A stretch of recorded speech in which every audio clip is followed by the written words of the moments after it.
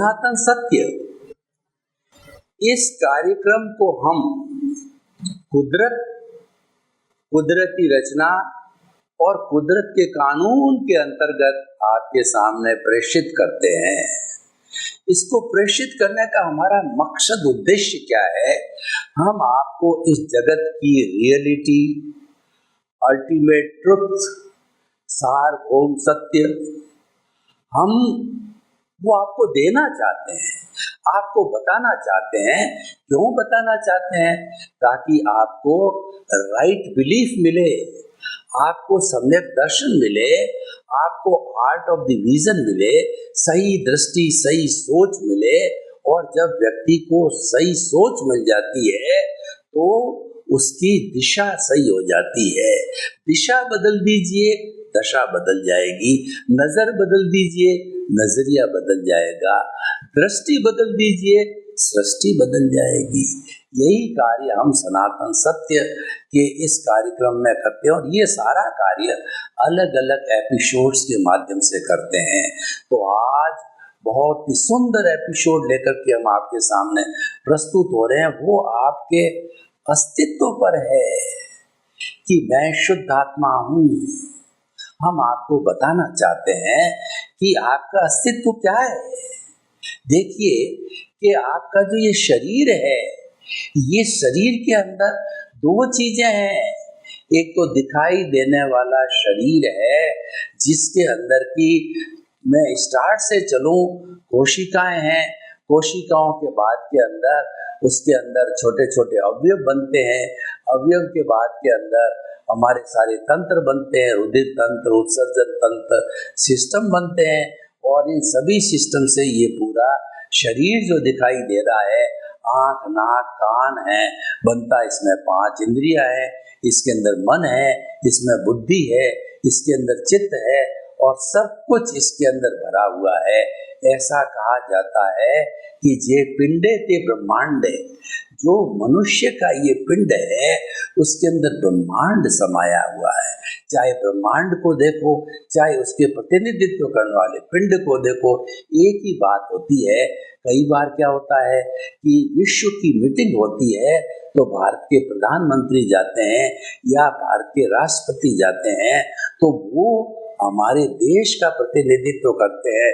130 करोड़ जनता का प्रतिनिधित्व कर रहे हैं। पूरी जो है वो सारी जनता वहाँ नहीं जा सकती है, वह उसका प्रतिनिधित्व करते हैं।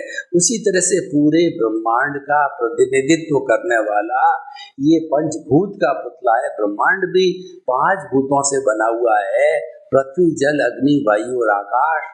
और ये पंचभूत का पुतला भी पृथ्वी, जल, अग्नि, वायु, आकाश से बना हुआ है। और इस ब्रह्मांड के अंदर 3 तरह के गुण हैं, वो सत्व गुण, रजो गुण और तमो गुण।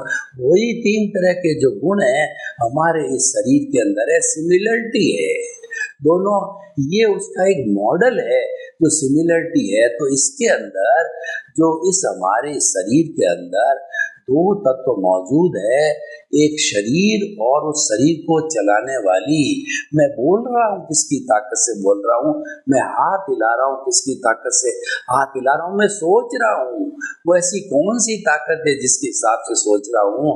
यानी मन, वचन, काया के जितने भी कार्य मैं जीवन भर करता हूँ वो ऐसी कौन सी शक्ति है जिसके माध्यम से कर सकता हूँ। क्या वह शरीर की शक्ति है?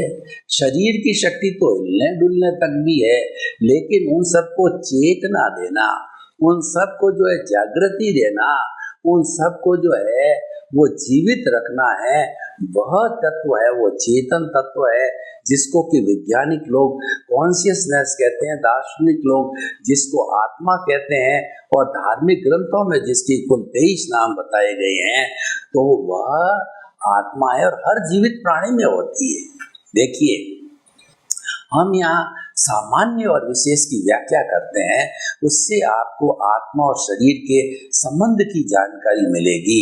सामान्य रूप यानी जनरल रूप से जितनी भी इस सृष्टि के अंदर जीवित प्राणी है, लिविंग बीइंग्स है, वो एनिमेट है, वो 84 लाख जीवा योनि के प्राणी हैं, वो बर्थ प्लेसेस है नंबर ऑफ द सोल तो असंख्य है, अनंत है, उनकी गिनती नहीं होती है।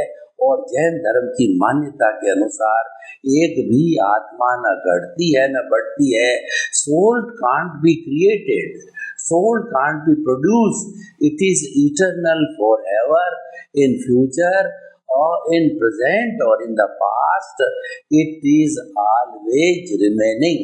So इसीलिए उसका क्रिएशन नहीं है, ऑलरेडी वो क्रिएटेड है चेतना, और उनकी संख्या में कोई अंतर नहीं आता है। तो हमारा जो ये आत्म तत्व सामान्य दृष्टि की हम बात कर रहे थे कि जितने भी 84 लाख जीवा योनियां हैं, वह सामान्य रूप से सारी आत्माएं एक जैसी ही, उसके अंदर कोई अंतर किसी भी आत्मा में नहीं है, कोई विविधता नहीं है।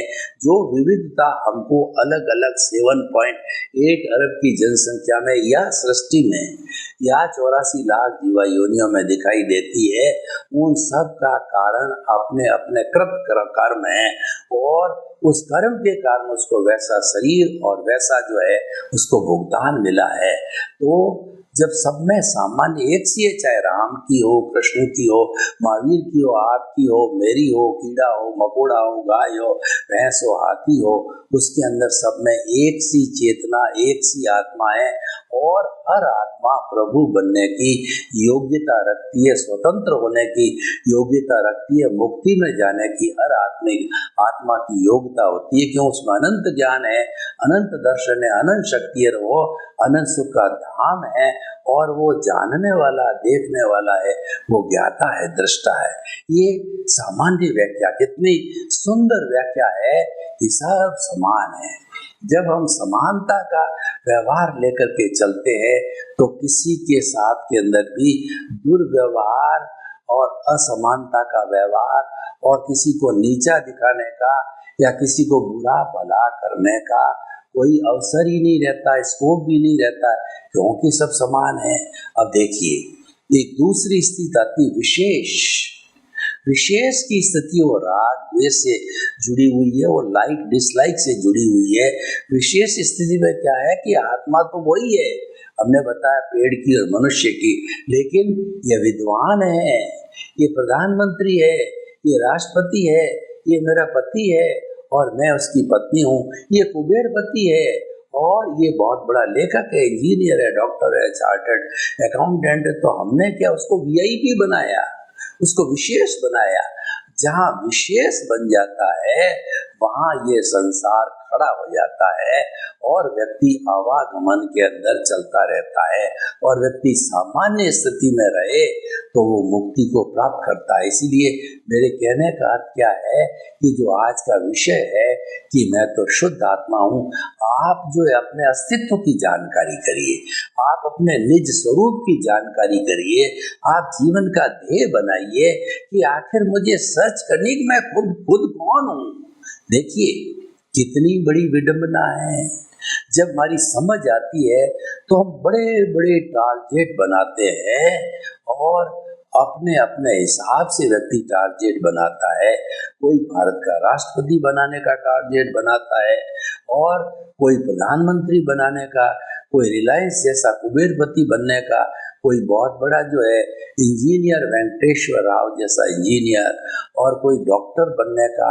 तो अलग अलग लोग सपने देख करके वैसा बनने का लक्ष्य बनाते हैं और वैसा लंबी चौड़ा पुरुषार्थ करते हैं और वो बन भी जाते हैं।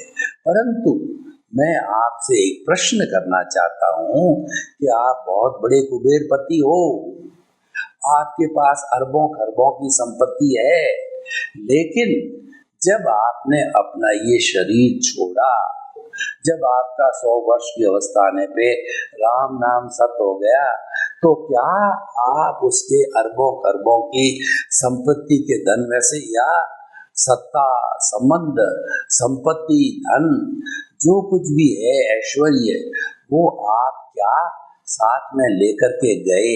नहीं। इसीलिए कहा गया है कि तू खाली हाथ आया, खाली हाथ जाएगा। गीता में भगवान कृष्ण ने कहा है कि तुम क्यों चिंता करते हो, तुम क्या लेकर के आए थे। इसीलिए और क्या लेकर के जाओगे? न तो कुछ लेके आए थे, न कुछ लेके जाओगे, यहीं से लिया और यहीं पर देना है, यहीं छोड़ के जाना है। जब कुल निष्कर्ष की भाषा के अंदर कुछ नहीं होना है, तो आप जो आपका स्वरूप है, जो कि आपका भूत में, भविष्य में, वर्तमान में, सब में एक रहता है और जीवित प्राणी मात्र में एक रहता है। मैं जड़ की बात नहीं करता हूँ क्योंकि जड़ के अंदर अनुभूति नहीं होती, जड़ में फीलिंग नहीं होती। जड़ तो हमारा साधन है। मैं तो साध्य की बात करता हूँ। जड़ परमात्मा नहीं बन सकता है, परमात्मा तो जीवित प्राणी ही बन सकता है। धीरे धीरे अपना डेवलपमेंट करके, मनुष्य बन करके, अपना सेल्फ रियलाइजेशन करके और वह मुक्ति को जा सकता है। तो जो हमारा जब ध्येय बन गया कि मैं आप दूसरे ध्येय बनाइए, उसकी कोई मनाही नहीं है और बनाए नहीं, वो तो हम साथ लेके आते हैं। जो नियति हम साथ में लेके आते हैं और वो नियति अपना काम करती है। कोई व्यक्ति अपनी नियति के अंदर अगर कुबेरपति वो बनने की नियति लेके आया है और वह बाद में कभी चिंतन करे कि नहीं मुझे तो राष्ट्रपति बनना है, नहीं बन सकता। कोई व्यक्ति जो है वह ये चिंतन पीछे से लेकर के आया नियति के साथ में कि मुझे तो अच्छा इंजीनियर बनना है, तो बन जाएगा। लेकिन वही अगर मान लो इंजीनियरिंग पढ़ता पढ़ता कहे कि मुझे तो डॉक्टर बनना है, क्या बन सकता है? नहीं बन सकता, उसकी नियति नहीं है। तो इसीलिए क्या कि नियति अपना काम करती है। 5 समवाय है, वो है काल, स्वभाव, कर्म, पुरुषार्थ और नियति।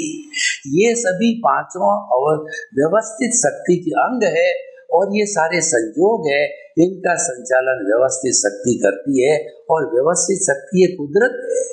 पूरी जिस सृष्टि की हम बात करते हैं, ब्रह्मांड की बात करते हैं, वही कुदरत है और ये उसके जो काम करने वाले कंपोनेंट्स है, चरण है, घटक है। उसी तरह से द्रव्य, क्षेत्र, काल, भाव और भाव, ये भी 5 समवाय है। ये भी हमारी व्यवस्थित शक्ति के, वो जो हमारी साइंटिफिक सर्कमस्टेंशियल एविडेंसेस के जो है वो हमारे कंपोनेंट्स है। तो ये शक्ति, व्यवस्थित शक्ति उसके माध्यम से काम करती है, कुदरत उसके माध्यम से काम करती है। तो जैसी नियति होता वैसी व्यक्ति बन जाता है। लेकिन ये तो हमारा जितना भी पुरुषार्थ हम करते हैं, ये रिलेटिव पुरुषार्थ है। इसको मैं रिलेटिव पुरुषार्थ क्यों मानता हूँ? क्योंकि ये शरीर के साथ में नाश होने वाला है, ये साथ में नहीं जाने वाला है। जैसे कि शरीर जड़ है तो रिलेटिव पुरुषार्थ है वह भी जड़ है, और वह रिलेटिव पुरुषार्थ तो नियति से जुड़ा है। वो तो ऑटोमेटिक ऑटो मोड से होता है, मैकेनिकल मोड से होता है। लेकिन जो ही आपने रिलेटिव पुरुषार्थ की बात कही कि मैं कर रहा हूँ, ये कार्य मैंने किया है, आप में कर्ता भाव आ गया। कर्ता भाव आते ही कॉज पड़ गए। जब तक आप कर्ता भाव नहीं लाते हो, आप जो है डूअरशिप और ऑनरशिप नहीं लाते हो, नए कॉज नहीं पड़ते अकर्ता भाव की स्थिति में, और जगत के हर प्राणी को आप निमित्त, निर्दोष, अकर्ता और शुद्ध आत्मा स्वरूप में आप रखते हो। तो ये शुद्ध भाव है और इस जन्म के अंदर आपके there will be no new causes, और पूर्व जन्म के जितने भी कॉजेस जो आप साथ लेके आए हो डिस्चार्ज के रूप के अंदर, वह भुगतान आपका ऑटोमेटिक मैकेनिकल तरीके से ऑटो मोड से होता रहता है। तो मूल बात है कि हमें अपना लक्ष्य बनाना चाहिए, निज स्वरूप की जानकारी करने का कि मैं शुद्ध आत्मा हूँ और इसके गुणों की भजना करूँ। सबसे बड़ी बात है कि आपका जो रिलेटिव पुरुषार्थ है, आपको जो होना है वह तो हो ही रहा है। आपको उसमें कुछ नहीं करना है। आपको करना क्या है, आपको करने का हम बात बताते हैं, वही रियल पुरुषार्थ है। और वो रियल पुरुषार्थ है अपने स्वरूप की जानकारी करना कि मेरा अस्तित्व शुद्ध आत्मा का है। जब अस्तित्व की जानकारी करते हैं, हरि अनंत, हरि कथा अनंत, जब हमने हरि की जानकारी प्रारंभ कर ली तो सबसे पहले हम कहते हैं ये तो अनंत है, तो उसके अनंत गुणों का जो है वह आप चिंतन करो, क्योंकि उसके गुण भीतर है और उसका स्पर्श करोगे तो उसकी कृपा से, उसकी आशीर्वाद से उसके अनंत गुण हैं, वो भावों में है, वो शब्दों में उतर जाएंगे। जैसे मैं आपको कुछ गुण बताता हूँ, क्योंकि सारे गुण बताने लग जाऊंगा तो एपिसोड पूरा हो जाएगा। एक जन्म नहीं, 10 जन्म तक भी इस भीतर विराजमान शुद्ध आत्मा हरि के गुणों का बखान नहीं हो सकता है। तो मूल जो है मैं आपको गुण बताना चाहता हूँ कि ये जो प्रभु है ये शुद्ध आत्मा है, ये ज्ञाता है, ये दृष्टा है, ये जानने वाला है, ये देखने वाला है, ये अनंत ज्ञान वाला है, ये अनंत दर्शन वाला है, ये अनंत शक्ति वाला है, अनंत सुख का धाम है, ये अजन्मा है, ये अव्याबाद है, ये टंकोत्कीर्ण है और ये मन वचन काया से मुक्त ऐसा शुद्ध आत्मा है। और ये जो है वह मुक्ति को जा सकता है। ये मुक्ति अवस्था का ही है। जब इसको अज्ञानता समाप्त हो जाएगी, जिसने इसको बांधे रखता है, तो अज्ञानता समाप्त होते ही जो है ये सिद्ध बुद्ध और मुक्त बन जाएगा। यानी आप अपने स्वरूप की जानकारी करके केंद्र में स्वरूप को रख करके और स्वरूप का चिंतन कीजिए, सालंबन ध्यान कीजिए, निरालंबन ध्यान कीजिए कि मेरा प्रभु कैसा है। निरालंबन ध्यान के अंदर तो मात्र प्रभु की चेतना, प्रभु का अनुभव आपको महसूस होगा और वह पूरे शरीर के अंदर वह जो है फैल जाएगा। तो इसीलिए जो है हमें हमारे अस्तित्व की जानकारी करनी है।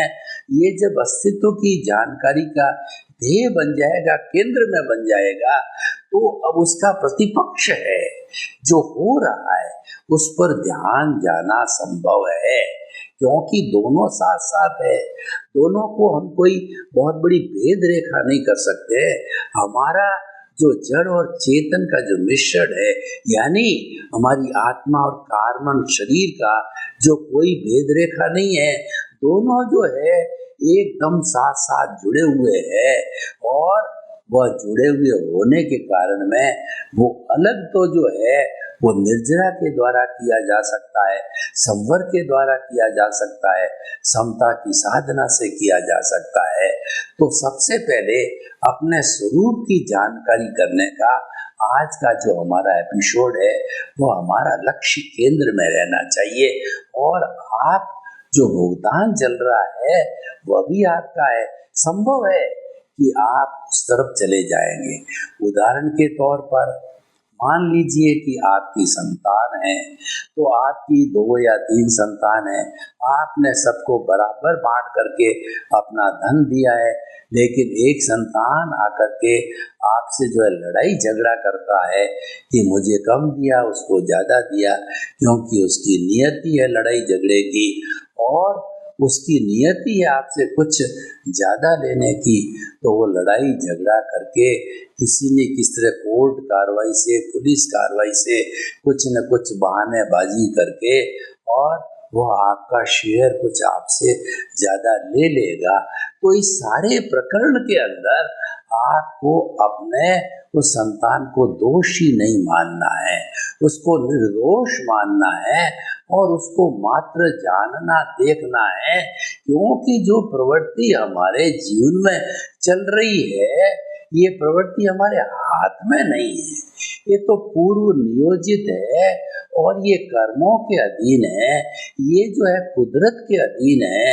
जिसके अंदर आप कोई परिवर्तन नहीं कर सकते। जैसे कि मान लीजिए कि सांसद ने कोई भी जो बिल पारित कर दिया, आप अब अकेले उस बिल को कैसे खारिज कर सकते? नहीं खारिज कर सकते। तो ठीक उसी तरह से हम नहीं कर सकते हैं तो उसको एक्सेप्ट करो, यानी जो कुछ भी होना है, नियति है, वो हमारे सामने होती रहेगी। तो आप उसको क्यों चैलेंज करते हो? उसको एक्सेप्ट करो तो आप आराम से रहोगे, शांति से रहोगे, आप राग द्वेष मुक्त रहोगे और आप अशांत नहीं रहोगे। इसीलिए आपने जब जीवन का लक्ष्य बनाया, और हम ये सनातन सत्य एपिसोड जो है इसीलिए ही बताते हैं, हम मुख्य 2-3 बातों पर फोकस करते हैं कि ये कुदरत है वो शाश्वत है और कुदरत की रचना शाश्वत है, कुदरत का कानून शाश्वत है और हम सभी भी पूरी सृष्टि के प्राणी, जड़ और चेतन है। उस बहुत बड़ी शक्ति जिसको व्यवस्थित शक्ति या कुदरत कहते हैं, उसके अधीन है। यानी हम इतने बड़े साम्राज्य के मेंबर हैं, तो वह तो सब पे समानता का कानून लागू करती है। वो कानून कहाँ से आता है? वो अपना नया कोई कानून नहीं बनाती है, वो तो हमारा किया हुआ ही अवार्ड और पनिशमेंट हमको देती है। इस चिंतन को जीवन में स्थान देना चाहिए और थोड़े थोड़े समय के बाद में यह चिंतन करते रहना चाहिए। मैं तो आपको सुझाव दूंगा कि हमारा जो श्वास है ये चलता रहता है, जीवन का सबसे बड़ा साथी है वो श्वास है। जब हम श्वास लेते हैं तो बोलिए मैं, और जब श्वास निकालते हैं तो शुद्ध आत्मा हूँ, मैं शुद्ध आत्मा। दीर्घ श्वास लीजिए, लंबा सांस, गहरा श्वास। और उसके मैं आपको एक प्रयोग इसका करा के बता देना चाहता हूँ कि आप दोनों आंखें कोमलता से बंद कर दीजिए, रीढ़ की हड्डी को एंटीना की तरह सीधा रखिए और जो है हाथ की मुद्राएं ध्यान मुद्रा में रखिए। अब अपने पूरे चित्त को शरीर में घुमाइए और सुझाव दीजिए पूरा शरीर शिथिल हो जाए, शिथिल हो जाए। अनुभव कीजिए शरीर की एक एक कोशिका शिथिल हो गई है। कोई तनाव नहीं, कोई अकड़न नहीं, कोई जकड़न नहीं, कोई स्ट्रेस नहीं, कोई स्ट्रेन नहीं, कोई भारीपन नहीं। पूरा शरीर रुई की भांति हल्का हो गया। अनुभव कीजिए कि मैं मेरे स्थान से 2 फुट ऊपर उठ रहा हूँ। शरीर शिथिल, दोनों नथुना के बीच में चित्त को केंद्रित कीजिए। लंबा सांस और लंबा गहरा सांस। जब सांस लें तो पेट फूलना चाहिए, जब सांस निकालें तो पेट सिकुड़ना चाहिए। लंबा गहरा समतल सांस।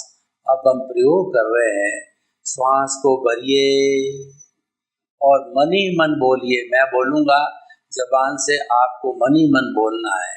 श्वास भरिए मैं, श्वास निकालिए शुद्ध आत्मा हूँ।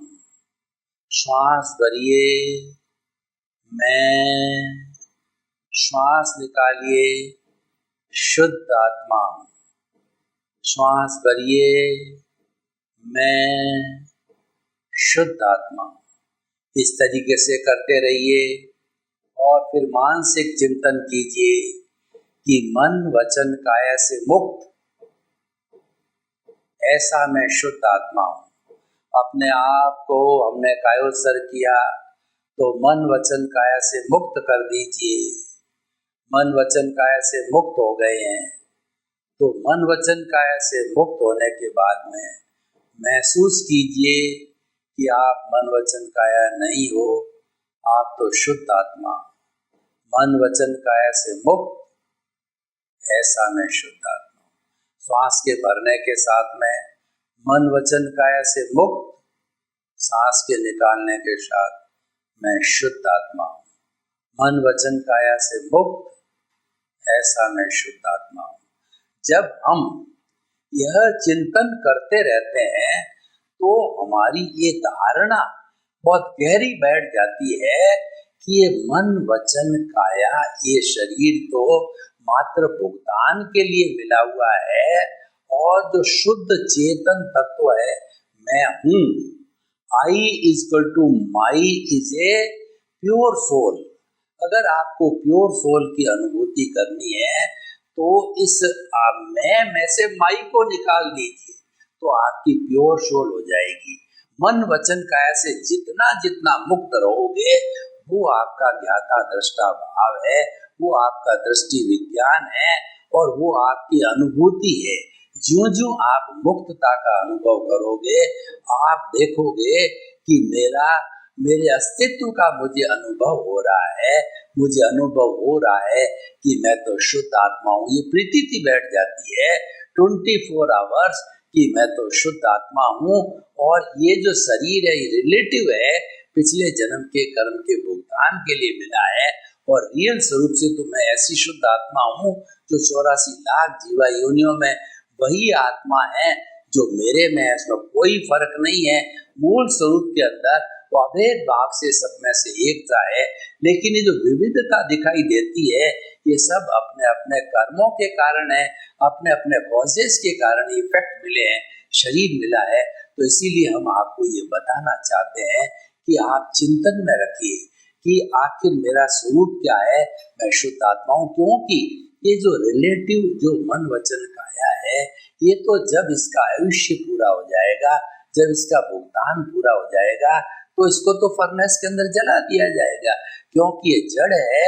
और जब आत्मा इसके भीतर नहीं है, प्रभु इसके भीतर नहीं है, हंसा इसके भीतर नहीं है, हंसा जब उड़ जाएगा तो इसको घर में कोई नहीं रखेगा। इसको घर में क्यों रखा हुआ, कोई कह रहा मेरे माता है, कोई कह रहा पिता है, कोई कह रहा दादा है, कोई कह रहा नाना है, नानी है। ये सारे रिश्ते जो है वो हमारे इस आत्मा के कारण है, इसकी प्रेजेंस से ही सब कुछ हो रहा है। और जब ये आयुष्य के अधीन है, ये भी जब इस शरीर को छोड़ देता है तो छोड़ने के बाद आपको इस शरीर को घर के अंदर कोई नहीं रखेगा, आपको तो शमशान में जला दिया जाएगा। तो हम ये कहना चाहते हैं कि आपका जो अल्टीमेट अस्तित्व है, जो कि भूत भविष्य वर्तमान में जिसमें कोई परिवर्तन नहीं आता है, हमारा नहीं, 84 लाख जीवा योनि के प्राणी जो कि बर्थ प्लेसेज है, संख्या में असंख्य अनंत है, उसकी किसी भी आत्मा का जो है कोई डिफरेंस नहीं है, सब एक से है। ये हमारा चिंतन सामान्य चिंतन है। सामान्य चिंतन में हम सभी शुद्ध आत्मा है और जीवन के अंदर मैं शुद्ध आत्मा हूँ, इस चिंतन को सबसे बड़ी प्रायोरिटी देंगे तो हमारा ये लोक और परलोक दोनों ही अच्छा होगा। तो आप जीवन का लक्ष्य जो है मैं शुद्ध आत्मा हूँ ये केंद्र में रखिए और जीवन को सफल बनाइए। आप सभी के प्रति मंगल भावना, शुभकामना, जगत के सब जीवों को सुख मिले, शांति मिले, आनंद मिले और सभी जीवों को मुक्ति मिले। आप सभी के प्रति मंगल भावना, शुभकामना।